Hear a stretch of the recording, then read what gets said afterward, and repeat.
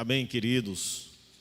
Louvado seja o nome do nosso Deus, que a cada dia mais nós possamos buscar o Senhor, a sua face, o seu poder, sua capacitação para que sirvamos ao Senhor e sejamos instrumentos para o louvor e para a glória do nosso Deus.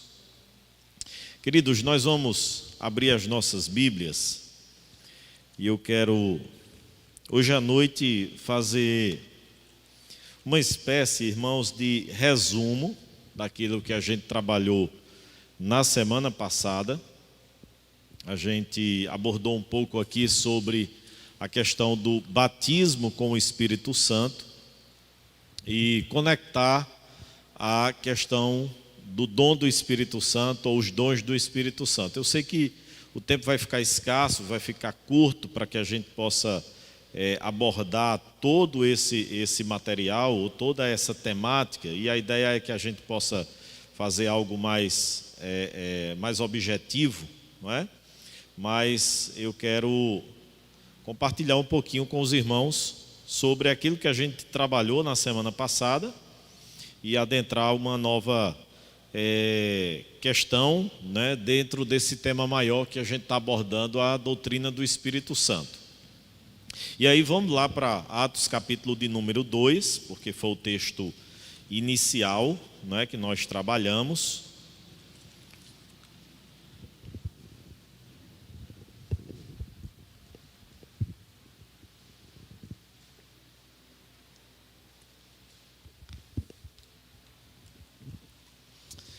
Atos capítulo de número 2, nós vimos, irmãos, que Atos 2 é o cumprimento da profecia de Joel.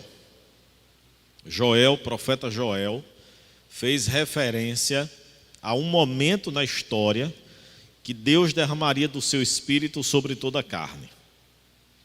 E voltando mais ainda ao passado, nós vimos que Joel profetizou uma oração e uma petição de Moisés lá atrás. Quando ele, naquele momento que divide a responsabilidade com 70 anciãos, na liderança do governo, não é, de Israel, e que do mesmo Espírito que estava capacitando Moisés para o desempenho da liderança, também Deus pôs naqueles 70 homens. Moisés então, e eles começaram a profetizar. Moisés então faz uma oração, tomara que todo o povo profetizasse, tivesse essa capacitação. E aí Joel faz referência a isso no seu livro, no capítulo de número 2, da profecia de Joel. Quando nós chegamos aqui na festa de Pentecostes, e aí a gente estudou um pouquinho sobre isso semana passada, era uma festividade judaica, por essa razão atraía pessoas espalhadas em vários lugares do mundo, não é? E eles iam a Jerusalém com o propósito da celebração do Pentecostes, e é nesse momento que Deus derrama naturalmente do seu Espírito, de modo que pessoas de várias regiões, de vários dialetos, de vários idiomas, puderam ouvir a respeito das grandezas de Deus. E ali, queridos irmãos, ou a partir daquele momento, o povo de Deus, dentro dessa perspectiva do Novo Testamento, começa a experimentar uma nova era, um novo tempo. E essa nova era, esse novo tempo, é marcado justamente por essa ação do Espírito Santo de Deus, por essa habitação do Espírito Santo de Deus, de modo que quando a gente passa um pouquinho as páginas do livro de Atos, a gente chega lá no capítulo 8, que foi também o texto que a gente viu semana passada, porque o Evangelho não ficou circunscrito apenas aos judeus. Atos 1:8, mas recebereis poder ao descer sobre vós o Espírito Santo, para que vocês sejam minhas testemunhas em Jerusalém, Judeia, Samaria e até os confins da terra. Quando nós lemos o capítulo 8 de Atos, nós vimos esse novo momento chegando agora aonde? Em Samaria. Por essa razão, o texto vai fazer referência que o falar em línguas evidenciava não o batismo, porque esses já criam em Deus, mas evidenciava que agora o evangelho, que essa nova época e esse novo tempo também estava alcançando os samaritanos. Então, falar em línguas, aqui em Atos 8, aí a gente passou um pouquinho, né? Chegou em Atos 10, em Cornélio, e depois a gente foi para Atos 19, lá entre os Efésios. A gente percebe, irmãos, que nessa caminhada, o falar em línguas aqui, servia muito mais como um sinalizador, ou como um sinal, de que aquilo que aconteceu em Pentecostes, ou no dia de Pentecostes, agora estava sendo uma realidade nos samaritanos e nos gentios também. E a gente pensou sobre isso, no sentido de que, para os judeus, os gentios não faziam parte ou não eram merecedores, não eram dignos dos benefícios da aliança, da salvação, do perdão de pecados, da filiação a Deus. E necessário foi, então, que eles demonstrassem externamente que Deus não levava em consideração a questão racial, ou seja, o evangelho alcançou judeus e o evangelho alcançou gentios, o evangelho alcançou circuncidados e o evangelho alcançou também incircuncisos na carne. Porque a verdadeira circuncisão, diz o apóstolo Paulo lá em Romanos, é a circuncisão do coração. O verdadeiro Israel não é o Israel carnal, sanguíneo, mas é o Israel espiritual. Então, irmãos, nós vimos, e esse é o meu ponto para a gente recordar o que nós trabalhamos semana passada, nós vimos que o dom, esse selo, essa marca do Espírito Santo de Deus, ela se dá no ato, no momento da conversão. Não há esse intervalo de tempo, conforme a teologia pentecostal ensina, entre a conversão e uma segunda bênção, que é justamente evidenciada pelo falar em línguas. Não há duas classes de crentes na igreja: os que são batizados com o Espírito Santo e os que não são batizados com o Espírito Santo. Há sim níveis de maturidade, de espiritualidade, esses níveis há. Quando Paulo escreve a sua carta aos Coríntios, lembram como Paulo fala lá?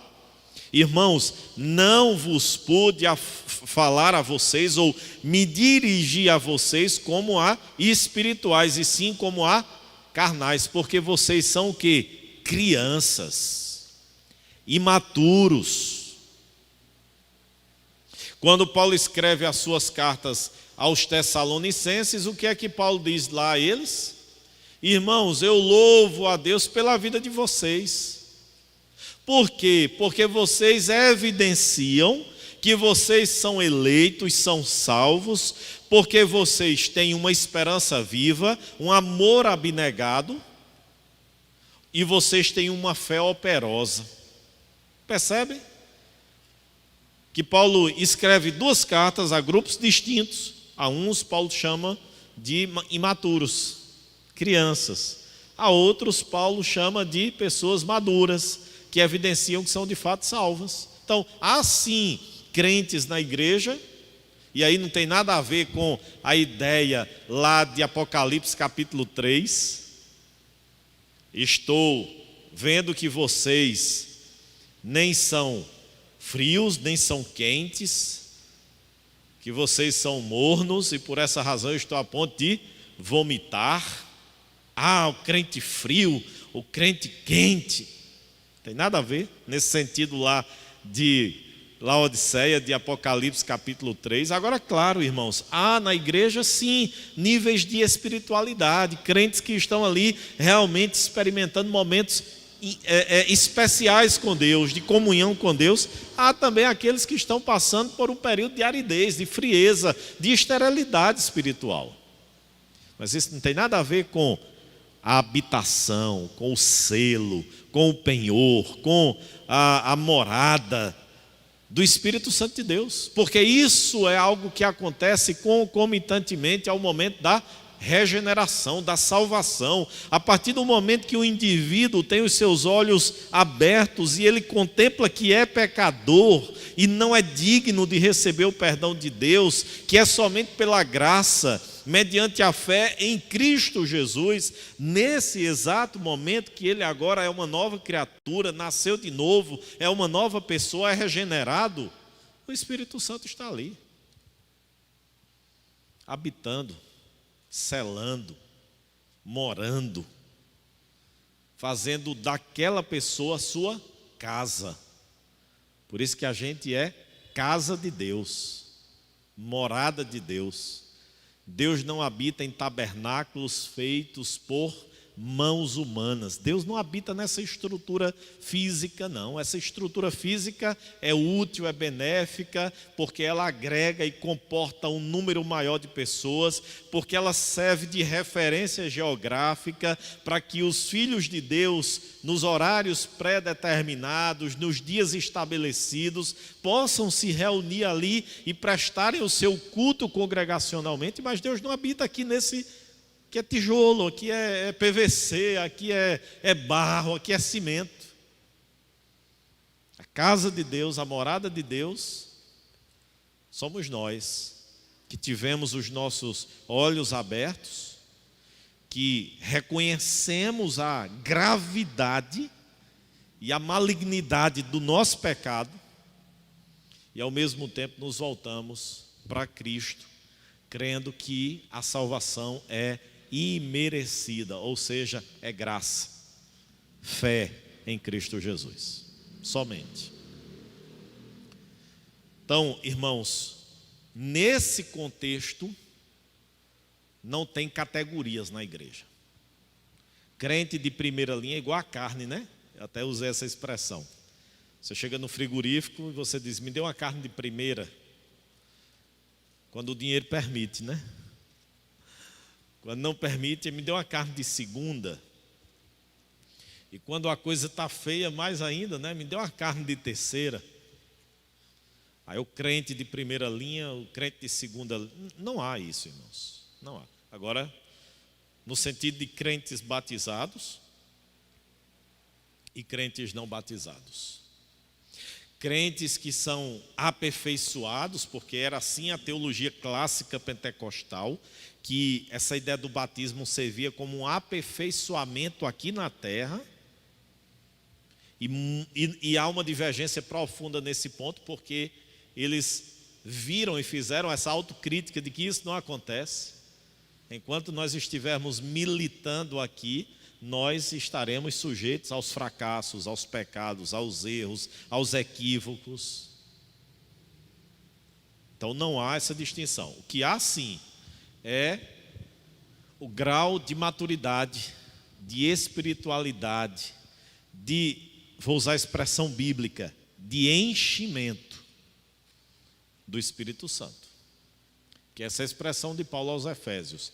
Enchei-vos do Espírito e não estejam embriagados com o vinho no qual há dissolução, no qual há perturbação, do qual não há sobriedade, mas enchei-vos do Espírito Santo.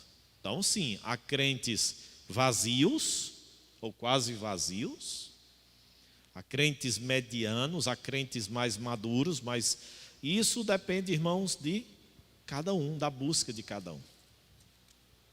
Isso é exercício básico, fundamental de vida cristã. Você nunca vai ter uma igreja, excetuando em alguns momentos, e mesmo assim eu ainda acredito, olhando até para o livro de Atos, que não tem como a gente ter homogeneidade na espiritualidade da igreja. E eu vou só exemplificar rapidamente para os irmãos, porque Atos 2 descreve a descida do Espírito Santo, Pedro pregando, 3.000 convertidos, depois mais 5.000. Atos 2, 42 em diante, os irmãos estavam reunidos ali, aquela coisa gostosa, comunhão, generosidade, quem tinha mais vendia, repartia com quem não tinha, estavam de casa em casa, estavam no templo, louvando a Deus e Deus dando crescimento à igreja. Aí a gente chega aonde? A gente chega em Atos 5. O que é que a gente encontra em Atos 5? Um casal chamado Ananias e Safira que mentiram.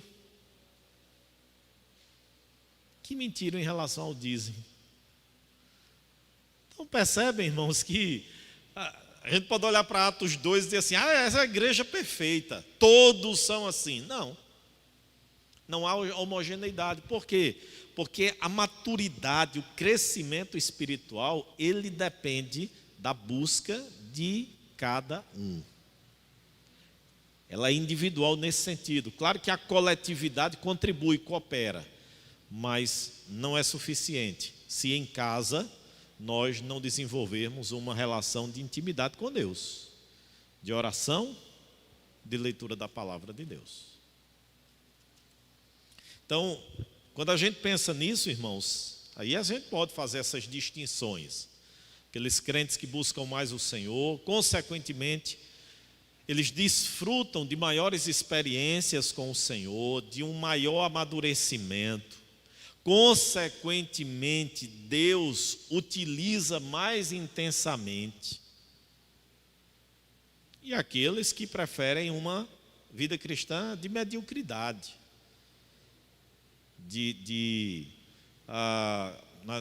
nos termos que o reverendo Hernandes usa, né?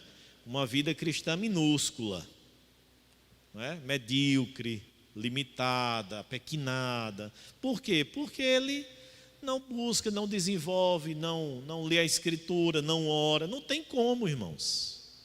Não tem como. À medida que o crente não ora, à medida que o crente não lê a palavra de Deus, à medida que o crente não congrega, à medida que o crente se furta de participar do meio de graça da ceia, à medida que o crente se distancia da vida congregacional, à medida que o crente descumpre o seu papel de ser sal, luz nesse mundo, e aí é algo, né, é simultâneo no sentido de que quanto mais nós nos aproximamos de Deus em comunhão, mais nós temos poder, ousadia, intrepidez para testemunhar dele aos ímpios. Quanto menos, mais vergonhoso é o nosso viver, mais escandaloso é o nosso viver, né? Como domingo à noite a gente aprendeu aqui sobre a questão, o paralelo, né, que o presbítero Alexandre fez em relação a Esté e a gente, né? Nós muitas vezes vamos vivendo como peças, né?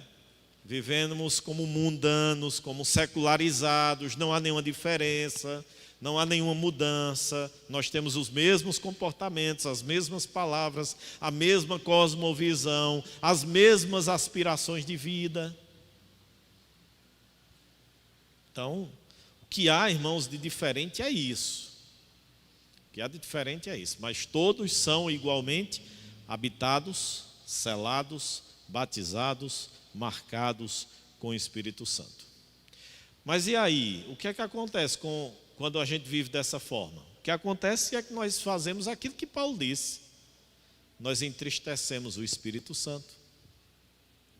Nós apagamos o Espírito Santo. Nós satisfazemos as concupiscências da carne. Percebe? Paulo em nenhum momento está falando assim, o Espírito Santo vai deixar você. O Espírito Santo saiu de você. Você deixou de ser, seu nome foi riscado no livro da vida. Não, Paulo não trabalha disso. Paulo não trabalha nesses termos, porque ele tem a certeza de que o nome escrito lá no livro da vida é impossível ser apagado, ser passado uma borracha ou um corretivo. Mas Paulo fala assim sobre a santificação, sobre essa comunhão com Deus, aquilo que a gente tem estudado na confissão de fé, e eu tenho usado a expressão que a luz do rosto de Deus, ela é o quê? Obscurecida, ela é tapada, de modo que nós não vemos a luz do seu rosto, começamos a ver escuridão, trevoso. Por quê? Porque nós estamos na prática do pecado e o Espírito atormenta a nossa consciência. Então, esses aspectos, mas não no sentido de salvação. E aí, irmãos, eu queria já entrar no tópico de hoje, que a gente viu Atos 2, Atos 8, Atos 10, Atos 19. Caminhe mais um pouquinho, aí nas páginas da Bíblia, e nós chegamos em 1 Coríntios, capítulo de número 12. 1 Coríntios, capítulo de número 12.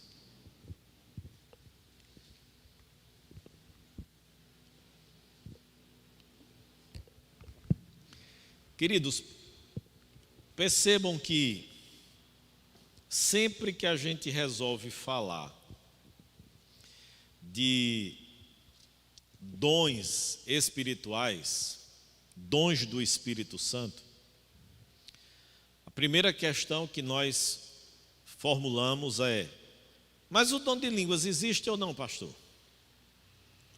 O dom de profecia existe ou não? A gente vai logo para esses aspectos. Não é como se os dons espirituais se restringissem a esses. Não é?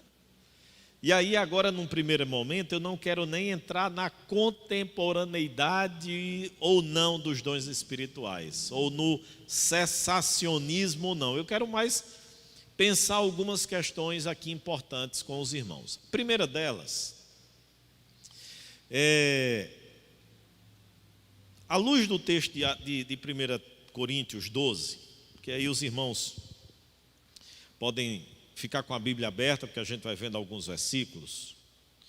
Mas inicialmente aí diz o apóstolo Paulo no versículo 1 do capítulo 12: a respeito dos dons espirituais, não quero, irmãos, que sejais ignorantes. Paulo está aqui diante de uma igreja muito, mas muito problemática. Se você quer pensar numa igreja problemática, você deve pensar na igreja de Corinto. Igreja problemática do Novo Testamento. É aquela igreja que dificilmente um pastor toparia pastoreá-la. Porque era uma igreja cheia de problemas, cheia de dificuldades. Não só no quesito da doutrina, né, do desconhecimento, mas no sentido da rebelião mesmo, não é? Da desobediência, que Paulo vai lidar com isso e vai mencionar na sua segunda carta. Mas quando a gente começa a dar continuidade, na verdade, né, a ler o texto do capítulo 12, e aí o capítulo 14, que são os dois capítulos que Paulo trata sobre os dons, Paulo vai tratar especialmente sobre o dom de línguas. A pergunta que a gente precisa fazer aqui inicialmente é a seguinte: o que Paulo fala em 1 Coríntios 12 e 1 Coríntios 14 é a mesma coisa que aconteceu no Pentecostes, capítulo 2 de Atos? Será que é a mesma coisa? E aí, de imediato, eu digo aos irmãos que não. Eu digo aos irmãos que não. Por quê? Aí eu queria que os irmãos voltassem lá para Atos, capítulo de número 2. Atos, capítulo de número 2. Eu dei uma pincelada nisso semana passada, mas eu vou enfatizar novamente. Quando a gente lê Atos, capítulo de número 2, ao cumprir-se o dia de Pentecostes, estavam todos reunidos no mesmo lugar. De repente veio do céu um som como de um vento impetuoso, encheu toda a casa onde estavam assentados, e apareceram distribuídas entre eles línguas como de fogo, e pousou uma sobre cada um deles. Todos ficaram cheios do Espírito Santo. Todos que estavam aonde, irmãos? Ali reunidos naquele mesmo lugar, cumprindo e obedecendo o mandato de Jesus, quando ele estava para ser elevado às alturas, permanecei em Jerusalém até que do alto vocês sejam revestidos de poder, para que esse poder capacite-os a serem testemunhas minhas em todo o mundo. Segundo o Espírito lhes concedia que falasse. Ora, estavam ali, versículo 5, em Jerusalém, judeus, homens piedosos vindos de todas as nações debaixo da terra, ou debaixo do céu. E qual é a questão aqui? É o versículo de número 6.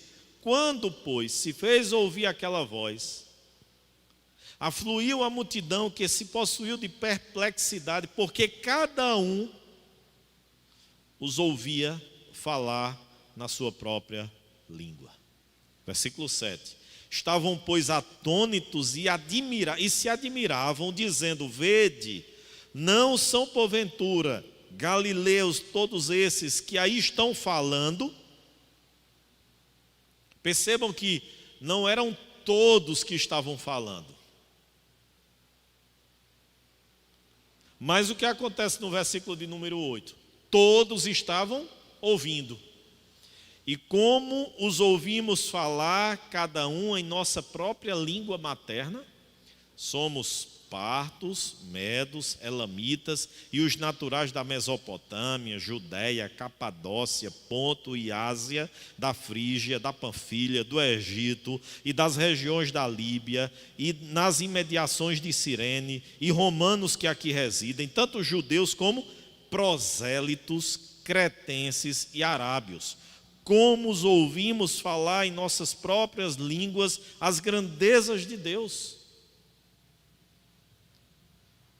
O fenômeno, irmãos, aqui de Pentecostes, pela leitura do texto, nos permite pensar que ele foi muito mais auditivo, conforme eu disse terça-feira passada, do que da fala. Foi muito mais de ouvir do que de falar. Porque pessoas de vários lugares estavam ali e ouviam, e entendiam, e compreendiam o que aqueles galileus estavam falando. A gente não pode, irmãos, pegar o livro de Atos e esse episódio aqui, de Atos 2, de Pentecostes, para conectá-lo à teologia pentecostal no que diz respeito ao batismo com o Espírito e especialmente à sua evidência com falar em línguas. Ok? Então, essa é a primeira questão que eu queria destacar aqui para os irmãos. Não é? É que o fenômeno de Atos 2 é diferente do que Paulo trata em 1 Coríntios 12 e 14. Certo? Essa é a primeira distinção que a gente precisa falar. A outra, irmãos, e aí a gente volta lá para 1 Coríntios 12. A gente pode voltar para 1 Coríntios 12. Novamente trazendo aqui a questão de Corinto, né, da igreja na cidade de Corinto. É que essa era uma igreja de fato problemática. Essa era uma igreja problemática. E essa questão do falar em línguas, ela só pode ser compreendida quando a gente não extrai de maneira totalmente descontextualizada o capítulo de número 13. Porque esse capítulo de número 13, ele, conquanto seja uma descrição claríssima a respeito do que é o amor, quando a gente está trabalhando o capítulo 12 e o capítulo 14, a gente não pode ignorá-lo, pensar que Paulo colocou ele ali de forma aleatória. Como se Paulo viesse tratando de um assunto no capítulo 12 e aí ele colocou um ponto, teve uma ideia sobre o amor, resolveu escrever, capítulo 13 terminou, vou voltar àquele assunto. Não. Capítulo 12, 13 e 14 de Corinto é uma unidade. A gente precisa entender esse capítulo 13 dentro desse conjunto. E qual era o grande problema aqui, ou um dos grandes problemas da igreja de Corinto? Porque a igreja de Corinto tinha vários problemas. Mas quando Paulo vai tratar sobre a questão dos dons espirituais, era justamente uma supervalorização que os crentes ali de Corinto davam ao dom de línguas. E, consequentemente, isso fazia com que alguns, presunçosamente, se sentissem mais espirituais do que outros. É interessante, irmãos, o versículo de número 1 do capítulo 13 de 1 Coríntios, ou não é, os versículos iniciais, os 3 versículos iniciais, porque Paulo diz assim: e eu passo a mostrar-vos um caminho sobremodo excelente. Ainda que eu fale as línguas dos homens e dos anjos, se não tiver amor, serei como bronze que soa ou como símbolo que retine. Aí vamos pensar aqui no contexto da igreja de Corinto. Alguns irmãos que falavam em línguas se sentiam melhores, mais espirituais do que os outros. E aí o que é que Paulo está dizendo? Há um caminho maior, há um caminho melhor, há um dom mais especial, o amor. E que, se não for feito algo movido pelo amor, não tem valor nenhum. Não tem valor nenhum. Só abrindo um parêntese aqui para a gente já fazer uma aplicação para a gente, né, irmãos? Essa realidade de Corinto não é uma realidade distante da gente, não. Não é uma realidade distante da gente, não. A gente tem na nossa igreja, quando eu digo na nossa, eu digo na igreja atual, pessoas que muitas vezes se sentem mais espirituais do que as outras. Porque talvez tenham um nível de conhecimento maior do que outros. Ou porque têm habilidades maiores do que outros. Porque tem um grau de solidez maior do que outros. E aí esse sentimento de presunção, de orgulho, de vaidade, muitas vezes assalta também o nosso coração. E aí nós começamos a nos sentir mais espirituais do que os outros. Eu sou mais espiritual do que A, B ou C. Principalmente, né, na realidade que a gente vive, dessa situação de se crer ou não crer, não é? Em algumas coisas mirabolantes que muitas vezes surgem, né? Esses dias surgiu aí, não sei se os irmãos viram, o culto pet. Não é? Coisa nova, né? Você levar seu animal de estimação, seu cachorrinho, sua cadelinha, você levar para o culto, para Deus abençoar o seu cachorrinho, a sua cachorrinha. Culto pet. A gente se choca, né? Irmãos, mas tem a terça-feira do milagre, tem a quinta-feira disso, tem as 7 quartas-feiras daquilo. E aí quando a gente diz, eu não acredito nisso, tá vendo? É porque ele não é espiritual. Os grandes sonhos, né?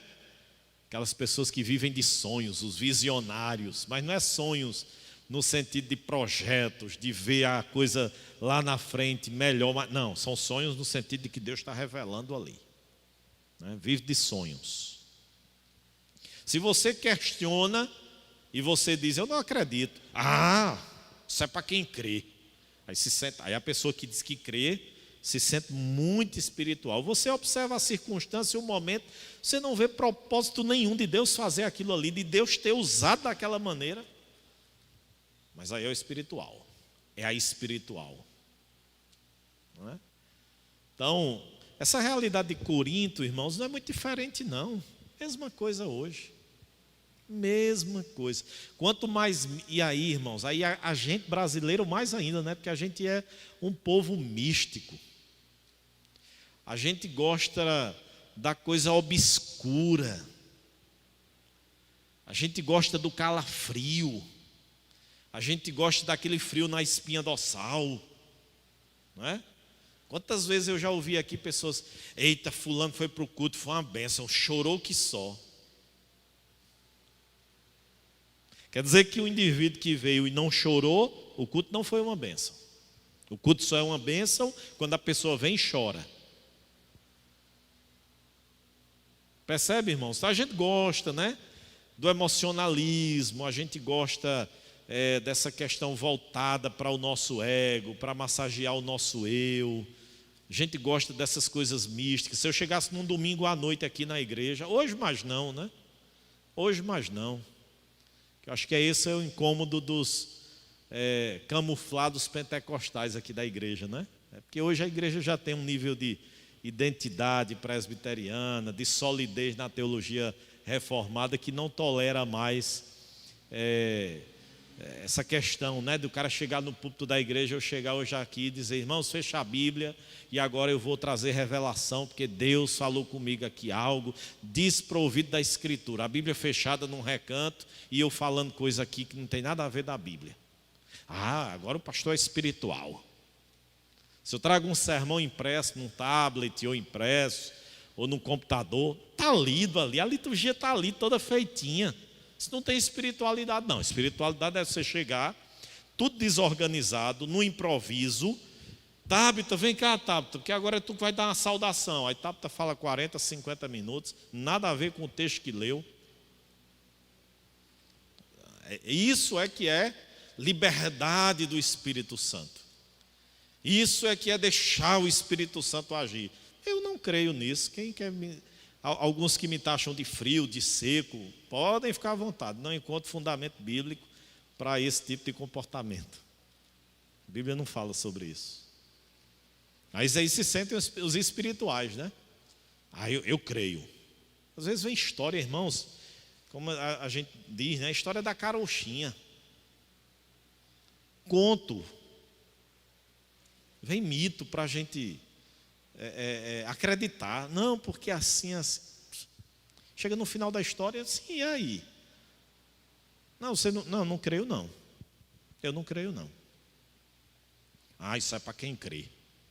Aí são os espirituais, né? São os espirituais.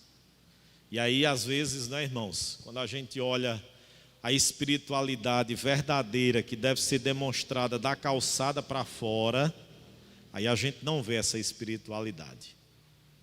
Quando chega da calçada para fora, é fofoqueira, fofoqueiro, é falso, é hipócrita, é mentiroso no trabalho, na escola, na universidade, cola a prova,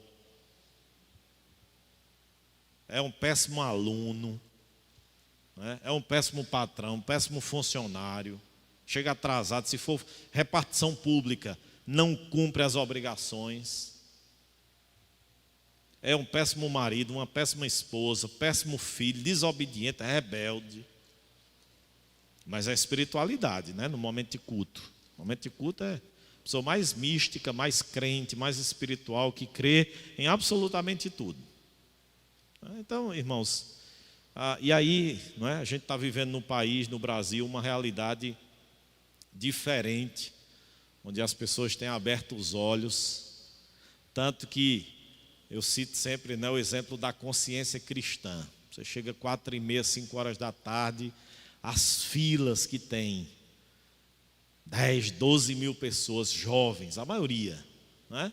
Pessoas que estão estudando, que estão lendo a Escritura, que estão lendo a palavra, e que cansaram daquele fanatismo, daquele misticismo, de chegar num culto, passar ali 1h30, 2 horas, sair questionando, sim, o que foi que Deus quis falar ao meu coração hoje à noite? Qual era o propósito dessa reunião? Então, eu louvo a Deus porque o Senhor tem feito esse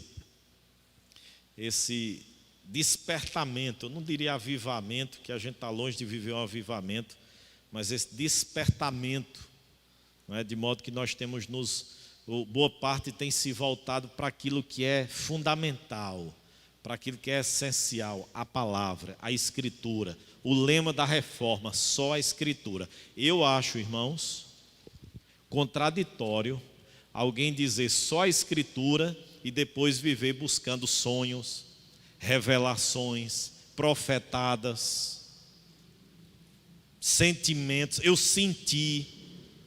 Se a gente declara lá somente a escritura, aí às vezes as pessoas dizem, mas é repetição, a mesma coisa. É a mesma coisa, e por que é que a mesma coisa continua vivendo da mesma forma? Se é somente a escritura, é só a escritura, é somente a Bíblia. É somente a Bíblia. É contraditório a gente dizer que é somente a Bíblia e ao mesmo tempo a gente viver aí buscando essas sensações externas não confiáveis. Irmãos, o que está escrito aqui, para o nosso ensino foi escrito, diz Paulo. Foi inspirado. Eu acredito que Jonas foi engolido por um peixe, por quê? Porque está dizendo aqui. Agora, se você chegar para mim hoje e dizer o contrário, ou você dizer que você foi engolido por um peixe, eu acredito se eu quiser. Não tenho obrigação nenhuma de acreditar. Eu posso muito bem olhar para você e dizer, isso é história de pescador. Né? Desse pescador sempre aumenta, né? Pega uma piaba e diz que pegou uma tilápia pesando 6 quilos. Não é, pescador? Agora, o que tem dizendo aqui, aí o que tem dizendo aqui eu acredito, porque aqui é confiável, aqui foi o Espírito Santo de Deus. Agora, o que você conta, eu acredito se eu quiser, isso não me torna em absolutamente nada menos ou mais espiritual. O que me torna espiritual ou cético, incrédulo, é se o que está aqui dito eu digo, eu não acredito assim não. Eu não acredito nisso não. Aí sim, aí eu sou um cético, eu sou um incrédulo. Mas se eu acredito no que está aqui, eu sou o quê? Um crente. Vocês são o quê? São crentes, porque vocês acreditam no que tem nessa palavra, na Bíblia Sagrada. Essa realidade, irmãos, é a realidade de Corinto, é a realidade nossa hoje, né? Os super crentes, e era isso que Paulo estava lidando aqui. Por isso que ele usa essa expressão, olha, ainda que eu fale. Paulo não está dizendo, eu falo. Paulo está aqui hipotetizando, conjecturando. Ainda que fosse possível eu falar a língua dos anjos e dos homens, se não tiver amor, de nada me valerá. Por quê? Porque alguns estavam dizendo, nós somos espirituais mais do que eles, porque nós falamos em línguas. E olhavam de cima para baixo, para os outros. Né? E aí Paulo vai combater justamente esse aspecto.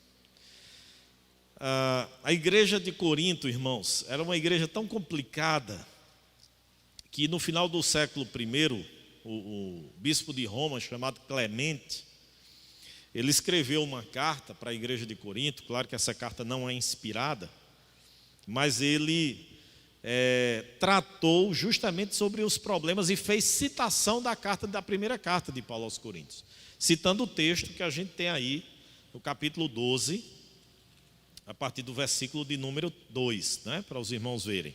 Sabeis que outrora, quando éreis gentios, deixáveis conduzivos aos ídolos mudos, segundo éreis guiados.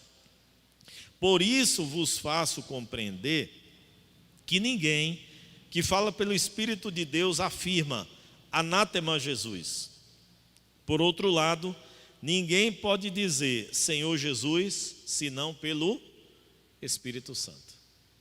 Ou seja, ninguém pode crer em Jesus se o Espírito Santo não estiver nele, se o Espírito Santo não habitar nele, se o Espírito Santo não estiver agindo nele. Agora percebam, irmãos, E aí eu quero só trabalhar esses dois aspectos hoje à noite, e aí na próxima terça a gente continua. Percebam o que é que Paulo fala no versículo de número 4. Qual é a instrução de Paulo? Ora, os dons são diversos, mas o Espírito é o mesmo. Irmãos, o que Paulo vai tratar aqui em 1 Coríntios 12, 1 Coríntios 14, não é uma lista exaustiva dos dons espirituais. Ok?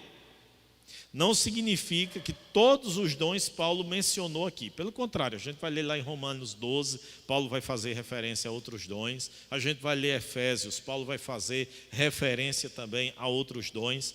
Mas o que Paulo está querendo mostrar aqui, primeiramente, é que os dons, eles são o quê? Diversos. A diversidade dos dons espirituais.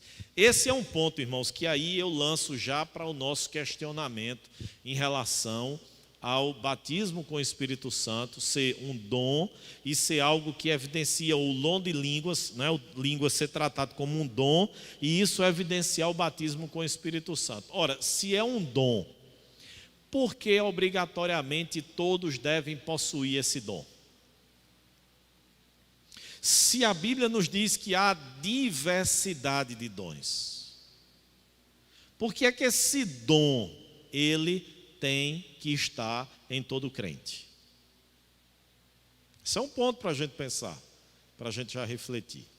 Outro aspecto, para a gente fechar por hoje, que Paulo trata aqui também, a partir do versículo 5, e também a diversidade nos serviços, mas o Senhor é o mesmo. E há diversidade nas realizações, mas o mesmo Deus é quem opera tudo em todos. Versículo 7, irmãos. Vamos ler juntos para a gente entender qual é o propósito dos dons espirituais. Vamos lá? A manifestação do Espírito é concedida a cada um propósito. Qual é?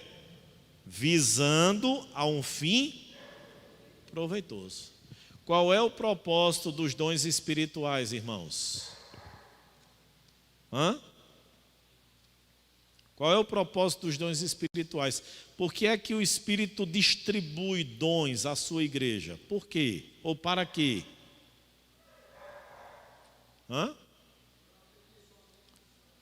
Para o aperfeiçoamento dos santos, para a edificação da sua igreja. Esse é um ponto, irmãos, que é fantástico a gente olhar a teologia de Paulo a respeito dos dons.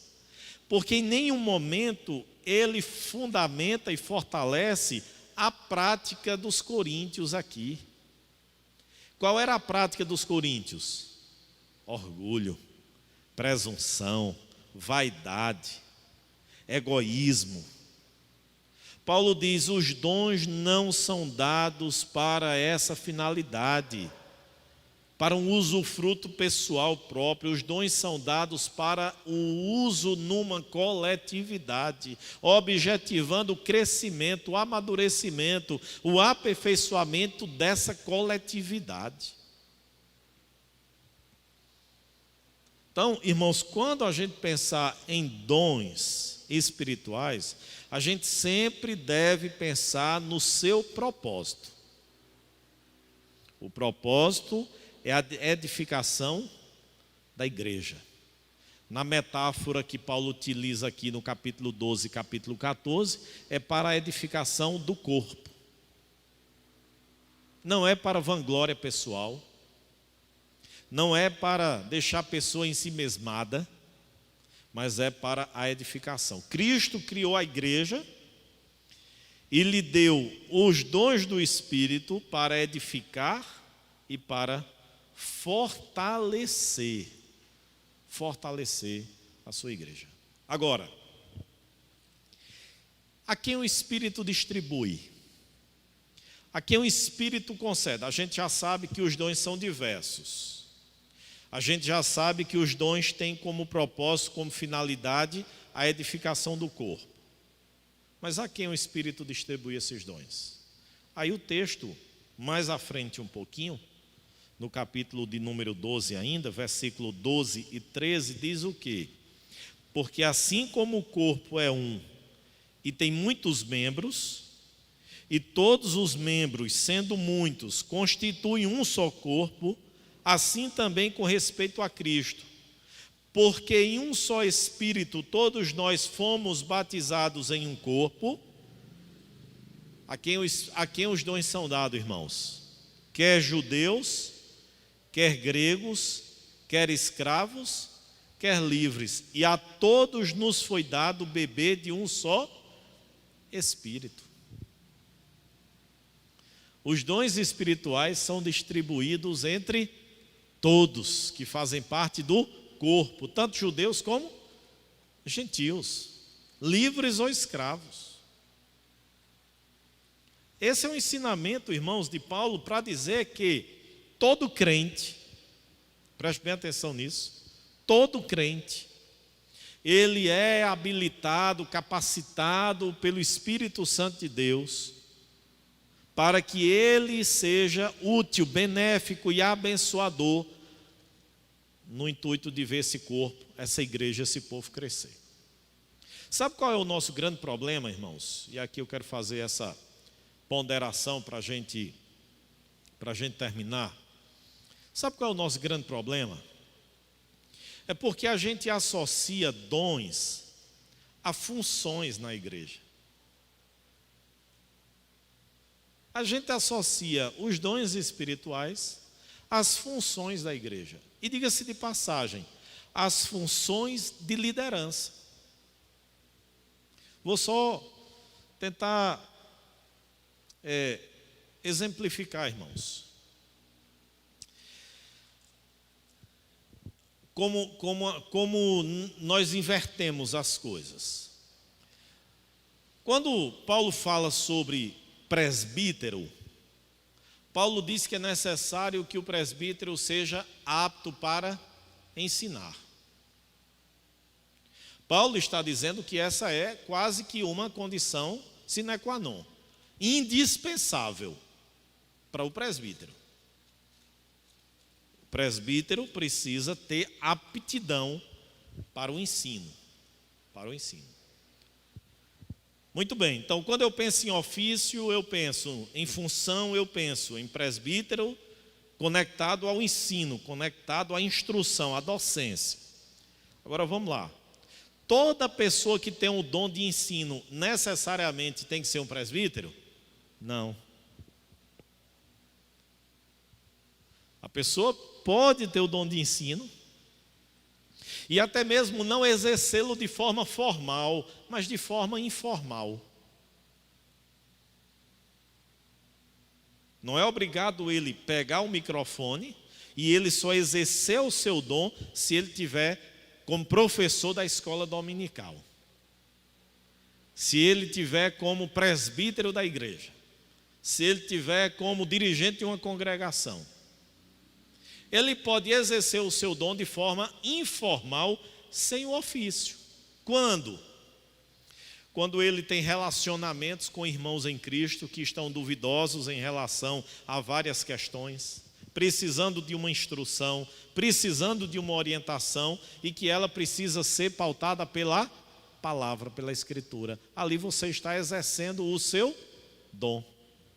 Mas a gente vincula dom a ofício, a função na igreja. Vou citar um outro exemplo de dom. Dom de encorajamento. Por que eu estou citando esses dons? Porque a gente só pensa em dons espirituais, como falar em línguas, profetizar, visões, dom de milagres, operação de curas, os dons extraordinários. Mas eu não vejo, inclusive, ninguém orando e se propondo a ser usado por Deus com o dom da liberalidade. Eu não conheço um crente que ore pedindo o dom da liberalidade. E vocês sabem que tem o dom da liberalidade? Vocês sabem o que é a liberalidade? Está a mãozinha no bolso. Contribuir, ofertar, investir na obra, abençoar vidas. Não vejo ninguém pedindo o dom da liberalidade. Às vezes até tem, se porventura o nome for citado no microfone da igreja. Não é? Mas se não, se for algo discreto, onde ninguém saiba que de repente alguém foi abençoado, suprir aquela carência em virtude da liberalidade de alguém, né? Poucas pessoas fazem isso. Mas o dom de encorajamento. Quando é que o encorajamento é feito, irmãos? Ele é feito de acordo com a palavra de Deus. Onde é que nós fazemos muito isso? No gabinete pastoral. Aconselhamento bíblico, o aconselhamento pastoral, ele pressupõe o exercício do dom do encorajamento. Agora eu pergunto, pastor, será que o dom de encorajamento Deus só dá a pastores que vão atender num gabinete pastoral, numa determinada hora do dia, e vão ter essa parte de aconselhamento? Não. Deus dá aos membros da igreja diversos, onde aquelas pessoas informalmente vão aconselhar, encorajar, ajudar outras pessoas. Só abrindo um parêntese. Encorajamento é ensinar a Bíblia, viu? Encorajamento não é você falar aquilo que a pessoa quer ouvir. Porque quando a gente fala em encorajamento, aí a gente pensa assim, hoje a pregação vai ser, irmão, sobre encorajamento. Aí a gente já pensa, mas hoje Deus vai falar comigo. Eu estou precisando de uma palavra de encorajamento. Qual é a palavra de encorajamento que a gente quer ouvir? Meu filho, você vai prosperar, viu? Meu filho, aquela pessoa que está ali humilhando lá no trabalho, Deus vai destruí-la e você que vai ser promovida. Meu filho, olha, aquela causa da justiça que está lá sendo pleiteada, Deus vai dar vitória a você. A gente pensa que encorajamento é isso. E por que não pensar que encorajamento é quando a gente ouve a Escritura nos dizendo, meu filho, você precisa mudar de vida. Meu filho, você precisa ser mais humilde. Meu filho, você precisa consertar isso aqui na sua vida. Não, isso aí não é encorajamento. Como não, irmãos? Se é a palavra de Deus, se é a Escritura Sagrada. Como é que não é encorajamento? Como não é palavra de Deus para o nosso bem? Por quê? Porque a gente só quer ouvir. Não é? Paulo descreveu, irmãos, quando hoje eu fico vendo essas questões todas, não é? Às vezes a gente diz alguma coisa, orienta, aconselha, a pessoa se rebela contra você. Às vezes a pessoa não consegue nem ter a distinção que ali foi a palavra de Deus, ela leva para o lado pessoal. Ela leva para o lado pessoal. Não é? Mas aí eu me lembro da expressão de Paulo a Timóteo, os irmãos podem abrir esse texto, quando Paulo diz na segunda carta a Timóteo, capítulo de número 4, pois haverá tempo em que não suportarão a sã doutrina, versículo 3. Eles não suportarão a sã doutrina, pelo contrário, cercar-se-ão de mestres segundo as suas próprias cobiças, como que sentindo coceiras nos ouvidos, e se recusarão a dar ouvidos à verdade, entregando-se a sonhos, a visões, a sempre palavras aprazíveis para a gente. Ouvir palavra que denuncia o nosso pecado, que nos chama a uma mudança, a um arrependimento, a gente vira as costas, a gente tapa os ouvidos, a gente acusa os pregadores de que estão fazendo sermões de carapuça.